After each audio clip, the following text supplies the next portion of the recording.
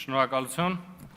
ազգային ժողովի հարգարժան փոխոսնակ, հարգելի գործընկերներ, քննարկում ենք ֆինանսավարական եւ բյուջետային մշտական հանձնաժողովի նախագահի ընտրության հարցը եւ չնայած որ վերջի օրերին մեր ընդդիմադիր գործընկերների կողմից բազմաթիվ իրար հակասող եւ հաճախ իրականությանը չհամապատասխանող պնդումներ արվեցին, ուզում եմ այնուամենայնիվ այս ամբիոնից դիմել Տիկին Մանուկյանին, ասելով, որ ձեր ընտրության պարագայում Տիկին Մանուկյան, իդեմս ինձ եւ վստահ եմ իմ ֆրակցիայի գործընկերների, դուք ունեք վստահելի գործընկերներ, ձեր ուրեմն ազգային ժողովի կողմից կառավարության նկատմամբ վերահսկողություն իրականացնելու հնարավորինս ուրեմն արդյունավետության համատեքստում եւ բացառված է մի իրավիճակ, որտեղ մենք կլինենք ուրեմն քննարկման տարբեր կողմերում եւ դուք մեզ կհամոզեք ձեր դիրքորոշման ճշմարտացիության մեջ եւ մենք մեր դիրքորոշումը չենք փոխվի պայմանավորված մեր կուսակցական պատկանելությամբ։ Այնուամենայնիվ, հարգելի գործընկերներ, քանի որ խոսվեց ճշմարտությանը չհամապատասխանող կամ իրար հակասող պնդումների մասին, կուզեմ անդրադառնալ մի քանի դրվագների։ Երեք պարոն Ֆարմանյանը հարցի ընթացքում պնդում արեց, որ Վրաստանում բիզնես վարկերը շատ ավելի էժան են, քան Հայաստանում, սա կոնկրետ փաստային աղավաղում է, հարգելի գործընկերներ, որովհետև այս պահին իմ ձեռքի տակ ամենաթարմ տվյալներն են, ըստ որի Հայաստանի Հանրապետության ազգային արժույթով բիզնես վարկերը տատանվում են 11.5-ից 13%-ի միջակայքում, մինչդեռ Վրաստանում նույն միջակայքը 14-ից 15.5% է։ Եվ չնայած արձանագրեցինք, որ այս պնդումը ինքնին իրականությանը չի համապատասխանում, հաջորդիվ պարոն Ֆարմանյանը հարցնում է Տիկին Մանուկյանին, ասում է. Արդյոք դուք կարծում եք, որ օրենսդրորեն այս հարցը հնարավոր է կարգավորել եւ իր զարմանս ինձ Տիկին Մանուկյանը ասում է այո միանշանակ եւ խոստանում է, որ հանձնաժողովի նախագահի կարգավիճակում կանի առավելագույնը, որպեսզի այս հարցը մտնի օրակարգ։ Տիկին Մանուկյան, կխնդրեմ պատասխանեք իմ հետեւյալ հարցին, թե արդյոք դուք նկատի ունեք կարգավորում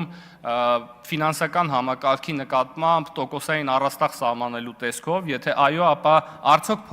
ուսումնասիրել եք միջազգային փորձ նման պետությունների, ովքեր նման քայլի են դիմել եւ ինչ հետևանք է ունեցել այս քայլը տվյալ երկրների ֆինանսական համակարգի վրա։ Տիկին Մանուկյան, երեկվա հարցու պատասխանը լի էր այլաբանություններով, ձեր կողմից դուք համեմատում եք մեր պետական պարտքը եւ դրա օգտագործումը մի պայմանական տան հետ, որի առաստաղը կաթում էր եւ մենք շարունակ վերանորոգում էինք մանրահատակը։ Կխնդրեմ ձեր ելույթում շատ հստակ ասեք, թե ինչը նկատի ունեք այս ալեգորիան բերելով, թե օրինակ որն է այն մանրահատակը, որը մենք շարունակ վերանորոգում ենք, ենթադրվում է խոսքը գնում է ասֆալտապատման աշխատանքների մասին կամ դպրոցաշինության եւ որը ամենակարևորն է, հուշեք մեզ որն է այդ առաստաղը, որը կաթում է, որը մենք այսքան ժամանակ չենք նկատում։ Տիկին Մանուկյան, իմ գործընկերոջ հարցինի պատասխան երեք դուք ասացիք, որ չեք պատրաստվում պատասխանել հարցին, որովհետեւ դուք քննության չեք։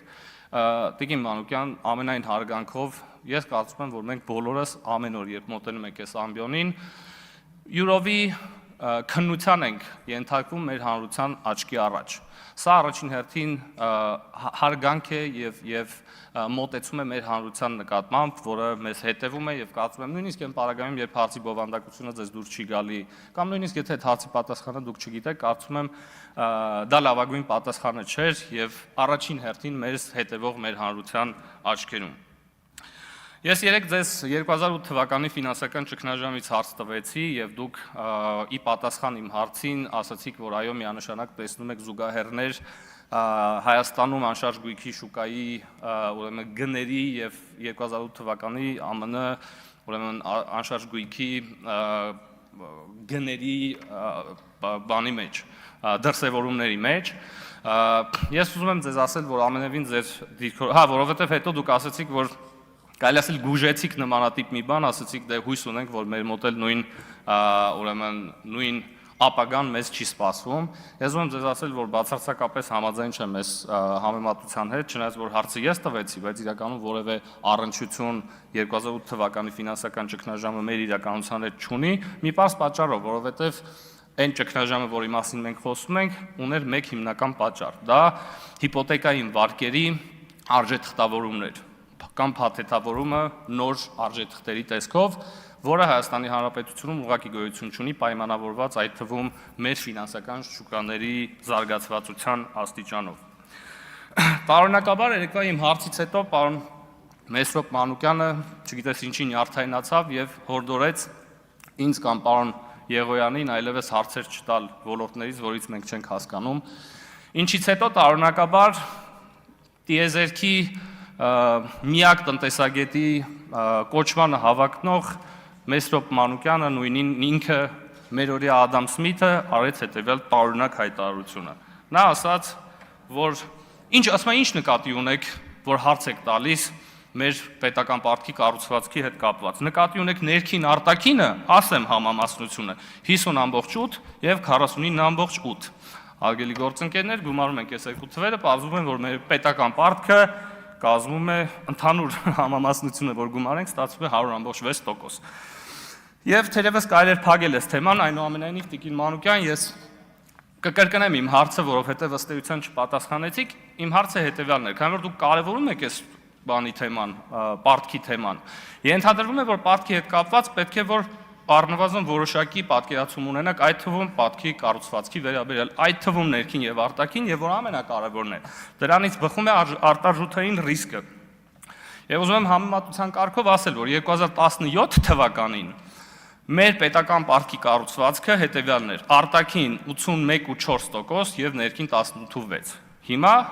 այս համամասնությունը պտտվել է 180 աստիճան եւ մեր պարտքի մեծ մասը ներքին է, ինչը էականորեն նվազեցնում է արտարժութային ռիսկը մեր տնտեսության վրա։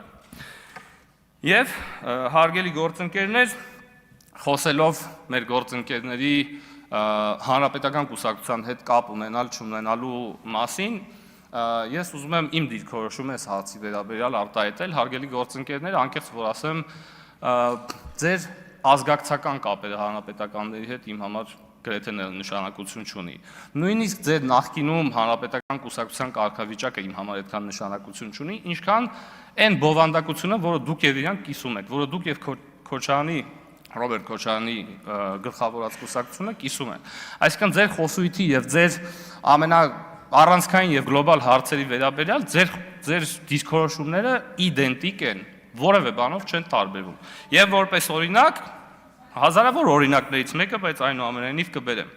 Ամիսներ առաջ Սերժ Սարգսյանը հարցազրույց տալով հայտնի ոդկասթին ասում է հետևյալը, եւ երկուստե ցիտատա։ Ասում է՝ մի դպրոցում, որտեղ 20 աշակերտ կա, 20 միլիոն համարյա դոլար են ծախսում դպրոց կառուցելու համար։ Երրորդ մարդիկ ասում են՝ արա, այդ 2 միլիոն դոլարը ներդրեք, մի հատ բիզնես բան անենք, սկսում են ծաղրել, ասում այ դու կրթությանը դեմ ես։ Արա կրթությանը դեմ չեմ, այլ ես կողմ եմ, որ շատ թե քիչ արդյունավետ։ Հիմա հետա թալանը ինչ տարբերություն թալանում ես, թե վատնում։ Եվ չնայած որ այս հանրապետականից տարանջատվելու գործելակերպը դեռևս նախընտրական քարոզարշավից կար, այդ օրերին շաբաթներ կամ 1-2 ամիս անց ուշադրություն հարգելի գործընկերներ, Ուժեղ Հայաստան խմբակցության կամ դաշինքի ղեկավարը անում է հետևյալ արտահայտությունը։ Ասում է՝ դուք որ հարցնում եք ինչու են այդքան դպրոց կառուցում կամ ասֆալտ, որտեղ ուղեղ չունեն։ Հիմա հարգելի գործընկերներ, եկեք գտնենք 3